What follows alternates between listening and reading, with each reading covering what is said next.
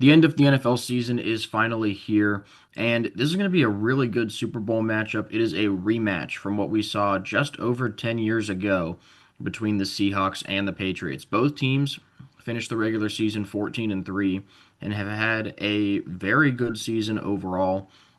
And we're going to just do a little bit of a recap for each of these teams before we go into our actual prediction, kind of just highlighting their strength of schedule and how they got themselves to the Super Bowl before we get into that actual prediction.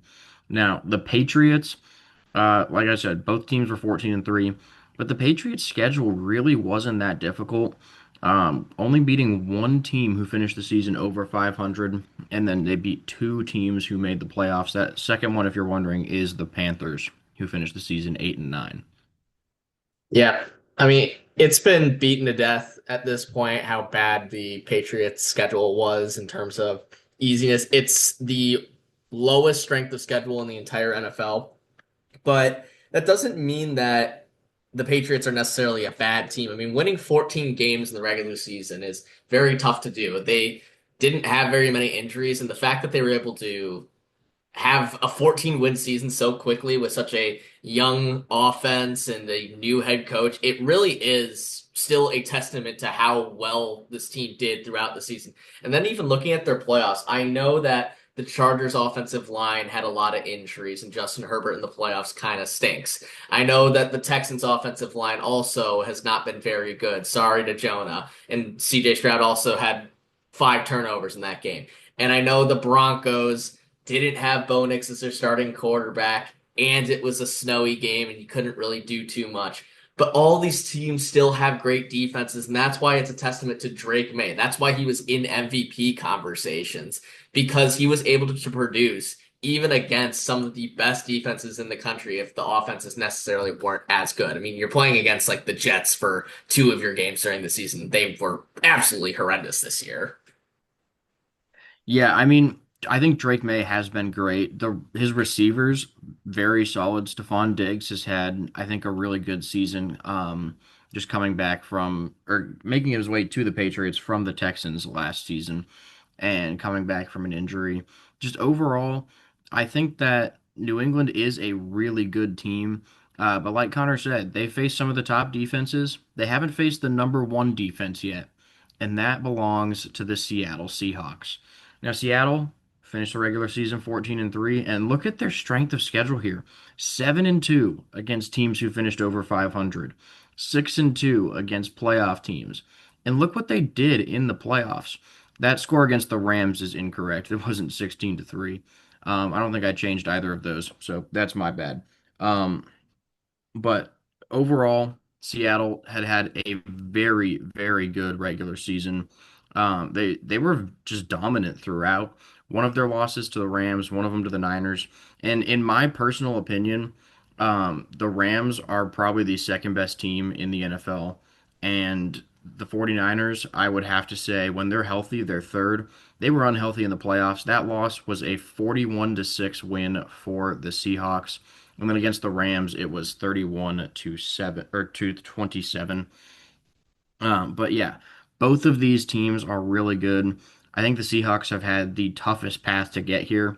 Sam Darnold, an amazing season in my opinion from Sam Darnold. The fact that he, coming over from the Vikings, who decided to take their rookie quarterback over keeping him, and now he's taking Seattle to the Super Bowl. It's just been really impressive. Jackson Smith and Jigba, amazing wide receiver, one of the best in the NFL. And he has a shot to get to 2,000 yards this season, but he needs just over 200 in the Super Bowl. So it's a long shot. But if anybody can do it, I wouldn't be surprised if JSN gets that done as well. Yeah, but the testament that Seattle has had this season and why they've been so good is that number one defense that Jonah mentioned. I mean, you have arguably the best interior line duo between Leonard Williams and um, what's it, Byron Murphy the second. The secondary has been great with guys who have been on the team for a little bit, like Devon Witherspoon and Reek Woolen. But the emergence of rookie safety Nick Emanowari, who Jonah and I think both agree, is probably the best defensive player out of this year's rookie class, even though he didn't win Defensive Rookie of the Year. Overall, I think his impact has been absolutely phenomenal and is a reason why Seattle has the best defense in the NFL. And that's going to be the big reason why this game is going to be favorited towards Seattle, is because as we mentioned, the Patriots really haven't played too many teams that have a good defense and a good offense at the same time. And Seattle has that. It's just dependent on, can Sam Darnold continue to produce as he has throughout this postseason and not end up seeing ghosts, as I've seen some people joke about when the lights are the brightest at the Super Bowl. But I think this is going to be an incredible game. Maybe the Patriots can end up turning it up a little bit and have been kind of just waiting for that correct opportunity to finally show exactly why they have been one of the best teams record wise throughout this regular season. Yeah, so as far as my prediction goes, I really think this game can go one of two ways. Like Connor said, if the Patriots can turn it up, I think this can be a really good game. Drake May is going to need to continue playing at a very high level in order for the Patriots to be able to match, I think, what Seattle can do offensively. And in that case, we'll probably see a decently high scoring game, both quarterbacks throwing for enough yards that whoever wins ends up being the MVP. The other way that I can see this going is that New England just isn't ready for what Seattle is able to throw at them. And in my opinion, it's not necessarily my prediction yet, but I think Seattle is the best team in the NFL. Just the way they've performed all season long, who they've been able to beat, how they've been able to do it. This has just been a dominant team. And when you look at it, I really do think that the Seahawks have the ability to run away with this game. Just offensively, they've been good enough this season. We saw what they did to the 49ers in the divisional round. Yes, that was an injured 49ers team, but 41 to 6. This, if it's going to be a blowout, I think it would be Seattle who wins. And I don't necessarily think they're going to end up running away with it. But my prediction is going to be that Seattle wins this game. And I'm going to go ahead and say 31 to 21 is my final score. Yeah, Jonah had a lot of the same points that I have. I do think if this game turns into a blowout or a really lopsided win, I do think it's going to be in favor of Seattle.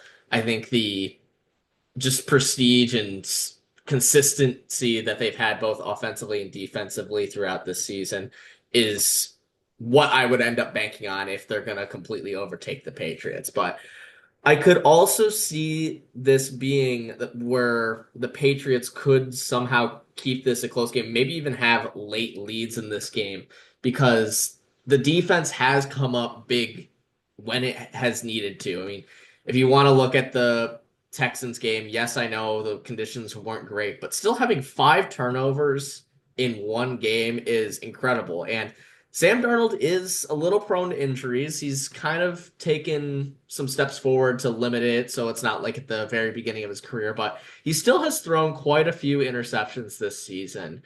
And I don't know if he has a couple bad turnovers on drives where Seattle just needs to come away with some points or needs some momentum.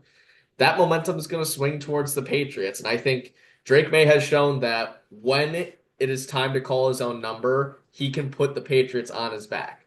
So I do think their Patriots do have a legitimate chance in this game. It's not like they are here for no reason, like we've been saying. But I do think at the end of the day, the Seattle Seahawks are just the flat out better team. I don't see them having any mental blocks. I don't see them just forgetting the reason that they got here in the first place. I think the Seahawks are also going to win. I think the final score is going to end up being probably 38 to 24, maybe 27 in favor of Seattle. But both of us have the Seahawks as the Super Bowl champs, the best team through the majority of the NFL season this year. And I don't really see any reason why that is going to change. They have proven why so many people thought they were going to end up winning the Super Bowl this season.